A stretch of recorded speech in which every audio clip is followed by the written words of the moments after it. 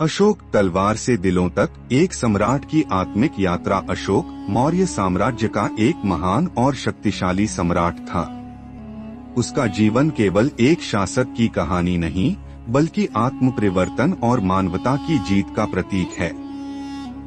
युवावस्था में अशोक को कठोर, निडर और कई बार क्रूर भी कहा जाता था।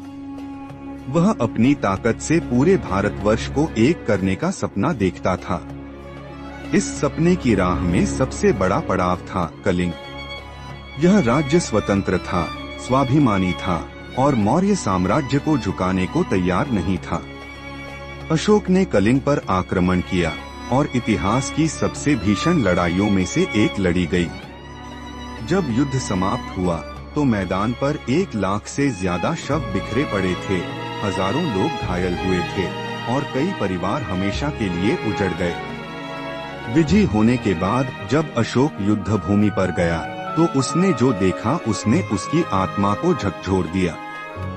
लाशें, विलाप करती स्त्रियां, रोते हुए बच्चे और जलते हुए घर। उस दिन अशोक ने कहा, इन सायों में मुझे जीत नहीं, सिर्फ इंसानियत की हार दिखाई दी। उस रात अशोक सो नहीं सका। उसके भीतर पश्चाताप की आग जल उठी। उसने खुद से सवाल किया, क्या यही वह विजय है जिसकी मैंने कामना की थी? यहीं से शुरू हुआ उसका आत्मिक